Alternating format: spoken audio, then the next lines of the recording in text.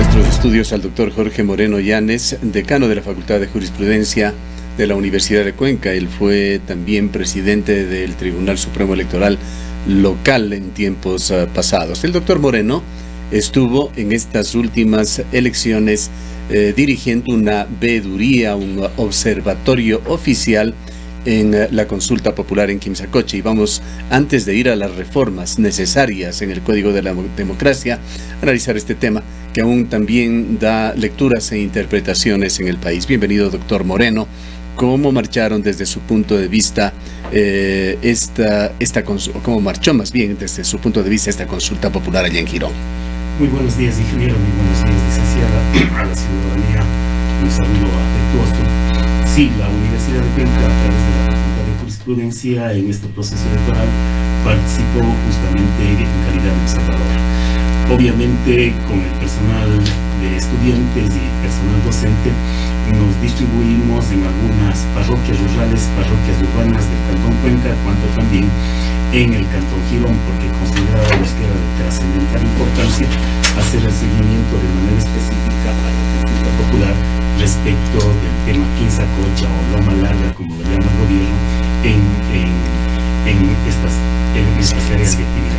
Doctor Moreno, más o menos, ¿cuántas personas conformaron este observatorio? Entendemos que trabajaron con los estudiantes de la facultad. Sí, aproximadamente unas 90 personas, ¿no? Entre estudiantes, el mayor número de estudiantes y unos 5 docentes. 5 docentes fuera de la. Ese fue más o menos el número con el que participamos en distintas parroquias rurales o recintos electorales de las parroquias rurales del Cantón Cuenca y también en varias parroquias urbanas del Cantón Cuenca, también en Girón. Ahora, cuando hablamos de observación, nos preguntamos un poco, ¿qué observamos? O sea, ¿cuáles fueron los elementos que se consideraron para poder tener una conclusión de cómo se desarrolló o cómo se llevó a cabo este proceso? Sí, eso es muy importante porque la observación puede ser antes, el momento de las elecciones y después del proceso electoral. Nosotros, por ejemplo, quisimos justamente hacer la observación al procedimiento de inscripción y calificación de candidaturas. Lamentablemente, en el proceso electoral, seguramente por el trabajo que tenía el Consejo Nacional en el Azuay, de Quito recibieron órdenes de que esa situación no podía darse mientras el órgano no esté debidamente registrado. A nosotros nos acreditaron faltando unos 7 días para el proceso electoral. Pocos días antes. Un mes antes, ¿no? Eso nos pareció que era necesario e imperativo hacer el observatorio. No es que lo descartamos, lo vamos a hacer porque evidentemente el procedimiento electoral en cuanto a calificación e integración de candidaturas es fundamental. Incluso proponemos allí, en cuanto a observación, que se debe reformar el procedimiento de calificación e inscripción de candidaturas. Los plazos imperativamente no pueden ser tan sesgados en cuanto al plazo que tiene el órgano que califica y el plazo que tiene, por ejemplo, el órgano que impugna o el que es impugnado.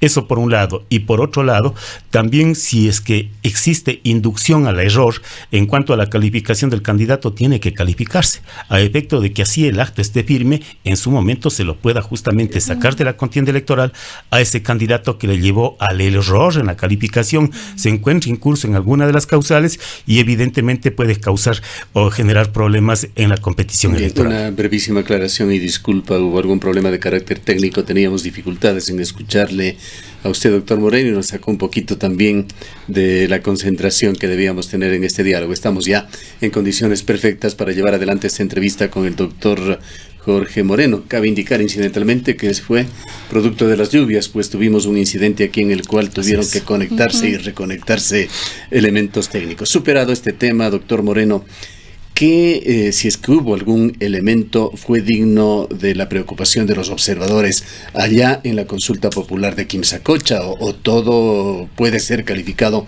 como un proceso normal que se lo llevó sin ninguna novedad digna de reportar. ¿Cómo estuvo la cosa? Bueno, sí hubo situaciones que imperativamente se reportaron, ¿no? Se reportaron porque ya entregamos el informe al Consejo Nacional Electoral. Para citar, por ejemplo, cuando comenzó el proceso electoral, en una de las juntas, si no estoy mal, la junta número 1, indudablemente se les entregó las papeletas, pero sin la de consulta popular, a 2 ciudadanos, ¿no? Esto trascendió muy temprano en la mañana, se lo reportó, a uno de ellos efectivamente se le volvió a entregar la papeleta, pero ya el otro definitivamente, como se retiró en esa situación, queda esa observación. En otros sectores o en el mismo Cantón Girón, por ejemplo, había un poco de desconocimiento de algunos miembros de las juntas receptoras del voto o de los propios coordinadores de los recintos electorales, que les daban una información que no era la idónea y mejor ellos debían tomar la decisión correcta, probablemente en la junta receptora del voto. Y obviamente lo más preocupante fue el momento del conteo de los votos.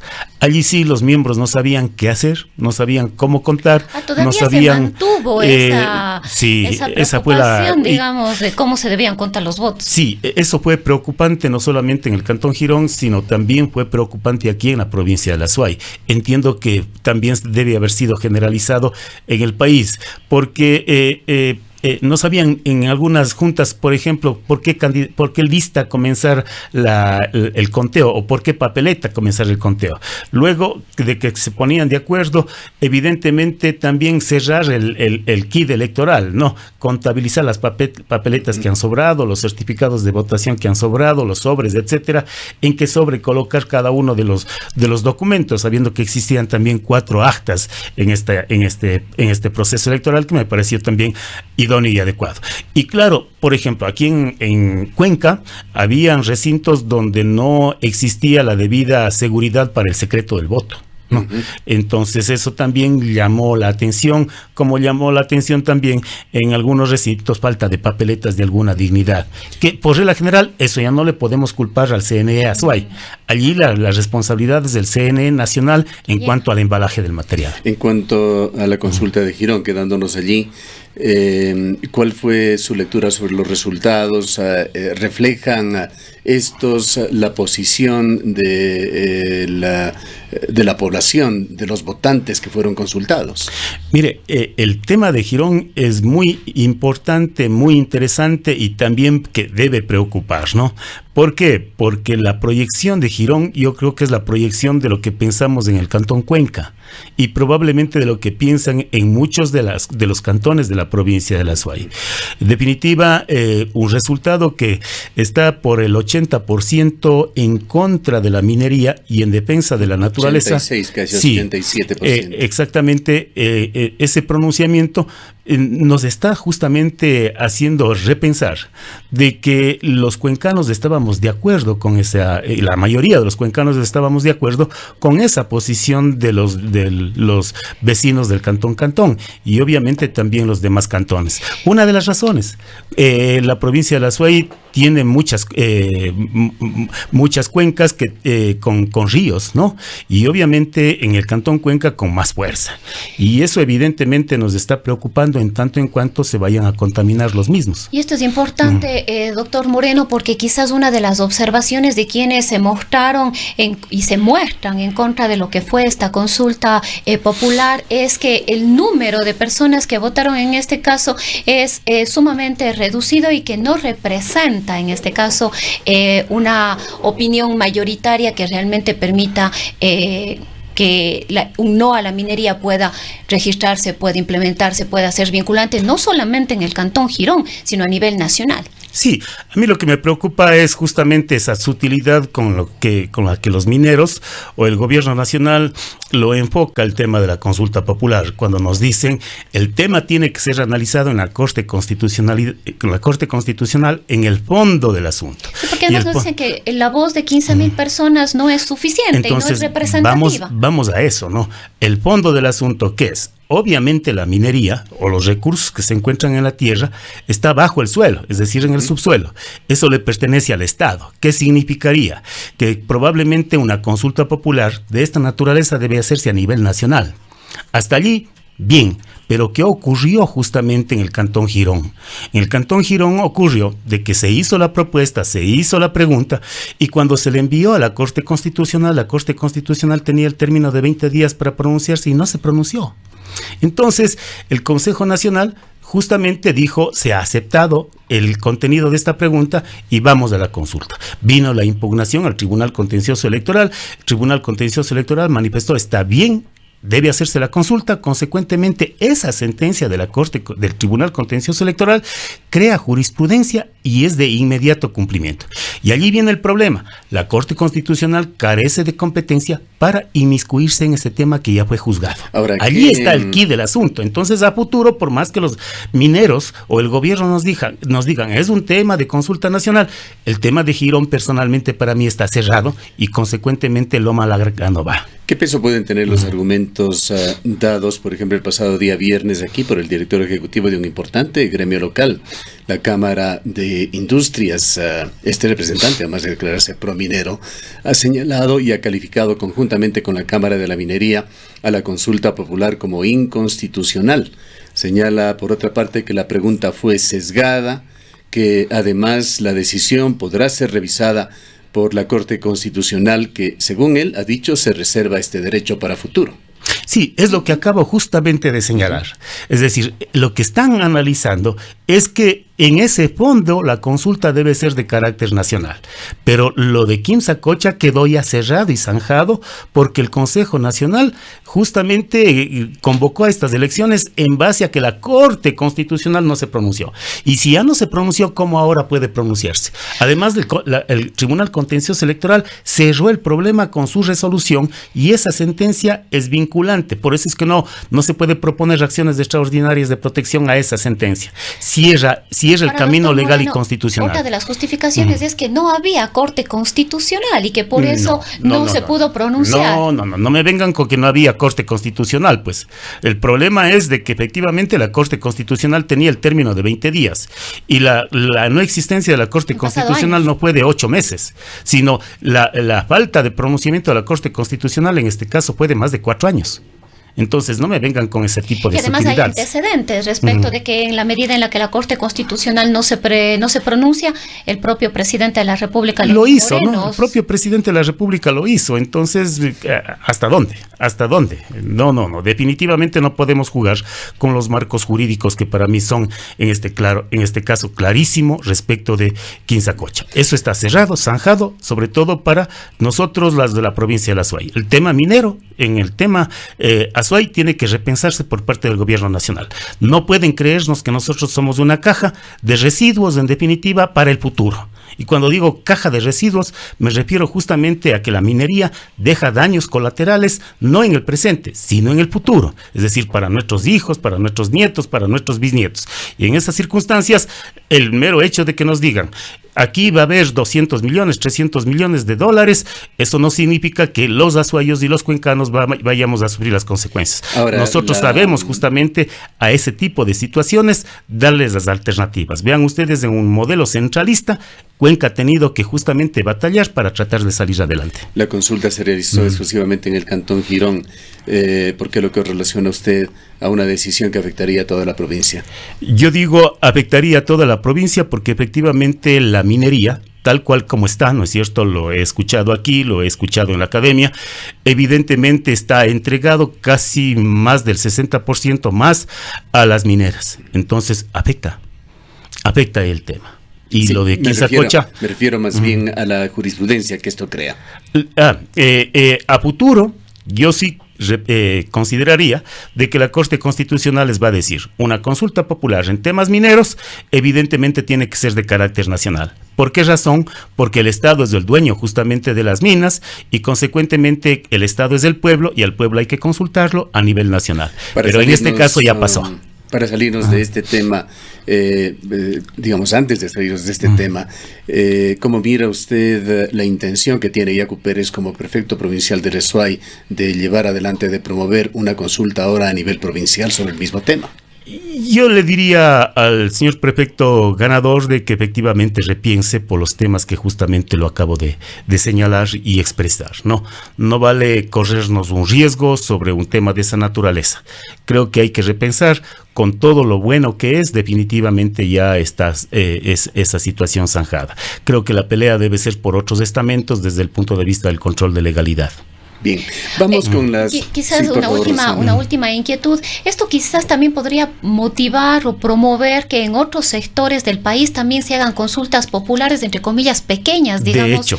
y que puedan tener los mismos resultados antes de que el gobierno nacional convoque una gran consulta nacional sobre el tema. De hecho, que en muchos sectores del país probablemente lo van a proponer, y ahí la Corte Constitucional va a decir, no es de carácter sectorial, es de carácter nacional la consulta popular. Vayamos ahora con las reformas al Código de la Democracia y a todo el cuerpo normativo de las elecciones. Se han trabajado varios proyectos, uno de ellos lo hizo Gustavo Vega en su calidad de presidente transitorio o presidente de este organismo transitorio. Quedó un documento que lo armó con la presencia de expertos y observadores de todo el país. Uno de los concejales, Luis Verde Soto, ha presentado su propio proyecto y hay muchos temas que se los está presentando por parte de partidos y movimientos políticos. Incluso la Asamblea Nacional aspira a legislar muy pronto una introducción de una barrera de acceso al Fondo de Promoción Electoral. ¿Cómo mira usted este cúmulo de iniciativas y cuáles serían las más importantes? Todas las iniciativas que se presenten respecto a reformas al Código de la Democracia me parece que son fundamentales. En este caso específico hay algunas que se han venido hablando más de 10 años atrás. Para poner un ejemplo, el tema referente al registro civil. El registro civil siempre lo hemos considerado que debe ser un órgano adscrito al Consejo Nacional Electoral para que justamente allí se asuma la responsabilidad de que el padrón electoral evidentemente sea claro, transparente y preciso, porque en este momento el padrón electoral, justamente bajo ese argumento de que lo maneja en parte el Consejo Nacional, pero que lo tiene el registro civil, indudablemente genera problemas. Eso ya se lo ha discutido hace muchísimo tiempo. Otro tema que se ha discutido es quiénes deben integrar el padrón electoral. Los ciudadanos ecuatorianos, del momento en que justamente cumplen los 16 años, automáticamente pasan a ser parte del padrón electoral. Pero el rato que salen del país, migran, los migrantes justamente se mantienen aquí en el padrón electoral, no sabemos en dónde están y en definitiva ese padrón se está inflado. Lo que se ha propuesto hace muchísimos años es de que personas que no hayan sufragado en 2 procesos electorales consecutivos se les elimine del padrón. Cuando ellos crean, evidentemente vendrán y pedirán que se les integre en el padrón. Esto para evitar justamente que tengamos un padrón inflado que puede generar gravísimas anomalías. Pero más allá de eso, por ejemplo, el tema que tiene que discutirse son las juntas intermedias. El papel de las juntas intermedias no ha sido nada bueno en los procesos electorales. Y ahora nuevamente hubo denuncias en la ciudad de Guayaquil que pasaron casi inadvertidas, pero hubo la denuncia de una funcionaria que dijo: me quisieron callar, pero allá en la trastienda estaban procesando una computadora que nadie sabía qué hacía. El tema de las juntas intermedias es de que en determinados recintos electorales no se cuentan los votos para pasar directamente al Consejo Nacional, sino va a la junta intermedia. La junta intermedia procesa los resultados de cada junta y eso se entrega al Consejo Nacional, de tal manera que el Consejo Nacional o el órgano provincial lee esos resultados, pero nadie ve. Usted no puede ni acercarse a las juntas intermedias. No son órganos decisorios, son órganos justamente de colaboración, de asesoramiento, y eso pero en el fondo se ha desvirtuado. Son los que alimentan los datos del sistema. Exactamente, y por eso creo que tiene que eliminarse las juntas intermedias. No puede mantenerse más todavía con toda la tecnología que actualmente tenemos. Así es que el tema de las distancias y todo eso quedaría sin efecto. Una de las propuestas coincidentes por parte de varios de estos actores es el de poner estos límites al fondo electoral y también de poner cierta normativa para que no existan los figuretis, como dicen algunos, o los advenedizos y tratan ya sea por adquirir un poco de fama o por adquirir dinero de ser candidatos. Se piensa cambiar la norma para que aquellos partidos, movimientos o candidatos que no obtengan por lo menos un 5% tengan que devolver. Pero esto podría ser también un arma de doble filo que pueda desincentivar a actores nuevos en política, pues es difícil entrar dentro de ese tren para conseguir un electorado. Sí, no es nuevo. Yo recuerdo que hace unos 10 años revisaba sistemas electorales y me parece que en esa época había en Bolivia. No, había justamente con un techo y establecía que el candidato que efectivamente no pasa un determinado techo tiene que devolver el dinero. Y ahí viene el problema. No, ¿cómo le cobra? Sobre todo, yo diría el 90%, por más coactivas que se les inicie, etcétera, etcétera, ¿cómo les cobra? Por un lado. Y lo que usted dice es real, desincentiva. Yo creo que lo procedente en ese caso, y lo estamos justamente formulando, es el tema de que los artículos que tienen relación con los valores para los gastos de campaña para cada dignidad tienen que ser reformulados. Este momento está en el 0.15% en función al número de electores a nivel nacional para el presidente, vicepresidente y para dignidades seccionales del 0.20%, algo así, ¿no? Y en segunda vuelta el 40%. Eso tiene que revisarse. Eso no está bien. Son valores demasiadamente bajos y la norma está engañando al proceso electoral de la campaña electoral. Entonces, hay que revisar el monto de la campaña electoral sumando o subiendo a valores que efectivamente más o menos sean reales y tangibles en el principio de igualdad de oportunidades para todos. Manteniendo asimismo, por otro lado, evidentemente el porcentaje del Estado para financiamiento, pero no de todos, pues. Financiamiento tiene que ser para presidente, vicepresidente, alcaldes, prefectos y asambleístas. Y allí se cierra todo. No puede ser para candidatos a concejales, juntas parroquiales, rurales, porque evidentemente allí es donde se desvirtúa. Tiene que ser para las dignidades peso pesado, como decimos. No por eso quiero desvirtuar a las otras, no, sino que el momento en que usted tiene un candidato a prefecto, el momento en que tiene usted un candidato a alcalde, se debe entender que lleva justamente el equipo de concejales y etcétera, etcétera, porque lo otro tal cual como está, justamente llega a atomizar y dice, yo me lanzo de candidato a concejal, el Estado me va a dar la plata, no me importa tener candidato a alcalde, no me importa tener candidato a prefecto, etcétera, etcétera. Allí es donde atomizamos. Y claro, para eso también tiene que irse complementando con tener justamente listas o mejor dicho, organizaciones políticas nacionales y máximo provinciales. Es decir, no podemos tampoco perder la perspectiva de que las provincias tengan sus propios intereses. Pero esto no pone límites, digamos, a la participación. Se me ocurre pensar un movimiento parroquial que decida participar únicamente en eso. Entonces pensaríamos que si son únicamente nacionales, únicamente provinciales, o aquí en el Cantón Cuenca, por ejemplo, un movimiento que logre consolidarse únicamente en el Cantón Cuenca y que su necesidad o participación sea únicamente para el Cantón Cuenca. El poner estas no son más bien algunas limitaciones que se podría poner a la participación. A lo que voy. Justamente el modelo de la democracia se sustenta en organizaciones políticas fuertes y por regla general de carácter nacional. Y en los estados han aceptado en gran medida tener hasta organizaciones regionales, pero no más, porque el rato que usted le baja a parroquias rurales, le baja después a barrios, en definitiva, rompe por completo justamente el modelo de mantener estructuras homogéneas en cuanto a perspectivas del bien común de los ciudadanos a nivel nacional o máximo a nivel provincial, que es el caso ecuatoriano. Vayamos, doctor Moreno, con otro tema correlacionado con lo que usted está hablando. Tiene que ver con los contribuyentes de campaña, simiente de los compromisos contractuales a futuro con los gobiernos descentralizados o con los gobiernos centrales. Así es. Simiente en consecuencia de la corrupción. Hay una normativa, entendemos, no se la aplica adecuadamente ni en términos de control de gasto electoral, menos en transparencia en cuanto a la publicación posterior de quiénes efectivamente y cuánto donaron para cada campaña. Usted tiene toda la razón. Cuando justamente la organización política presenta el gasto de la campaña electoral, que lo hace después de 90 o 120 días, usted observará de que allí probablemente existen ciudadanos que aportan o reportan muy poco el gasto de la campaña electoral. Pero lo que probablemente hacen muchas personas que tienen vinculación directa o indirecta con esa organización, con ese candidato de la reelección, probablemente nunca aparece. Y nunca aparece porque si lo hace justamente el contratista, significaría que tiene que devolver el doble o el triple del monto justamente establecido por haber hecho un aporte indebido. Esos son los aportes indebidos o prohibidos para la campaña electoral, que no se detectan, no se sabe definitivamente, ¿no? Y hay que justamente rebuscar. Entonces, situaciones de esa naturaleza también hay que buscar mecanismos de controles directos e indirectos para justamente dar con ese tipo de gastos que efectivamente en las campañas se puede observar. Hemos visto campañas multimillonarias y millonarias en estas contiendas seccionales, no solamente acá, sino también a nivel nacional, y evidentemente esto tiene que decirnos, bueno, ¿qué es lo que está pasando, no?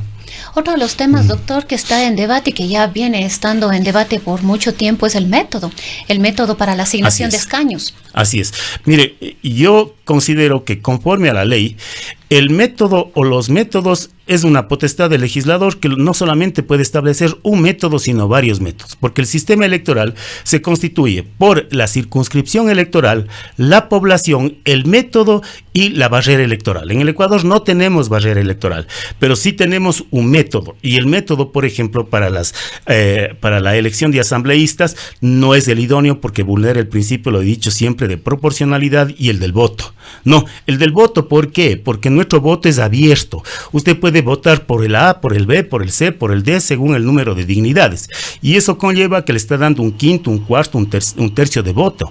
En cambio, si usted vota por una lista cerrada o por una lista cerrada y bloqueada, allí da un voto, o máximo da justamente un 75% de voto. Y eso es lo fundamental que justamente hay que ver. Entonces, yo creo que esas son las propuestas que hacemos nosotros. Proponemos que en aquellas provincias donde se escoge hasta 3 asambleístas, el método sea el jare, porque usted suma la totalidad de los votos válidos y distribuye para el número de escaños. Y allí le sale el cociente distribuidor. Por ejemplo, 20,000 votos, que sean la totalidad en Galápagos. Un candidato tiene probablemente 13,000 votos, el otro candidato tiene 6,000 votos, el otro tiene 1,000 votos. Distribuye 20,000, divide para 2, sale 10. ¿Quién tiene 10?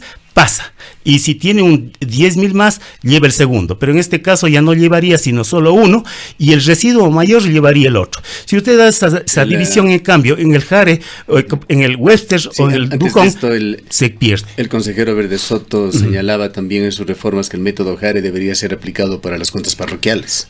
No tiene sentido porque ahí le podemos aplicar mejor el Webster.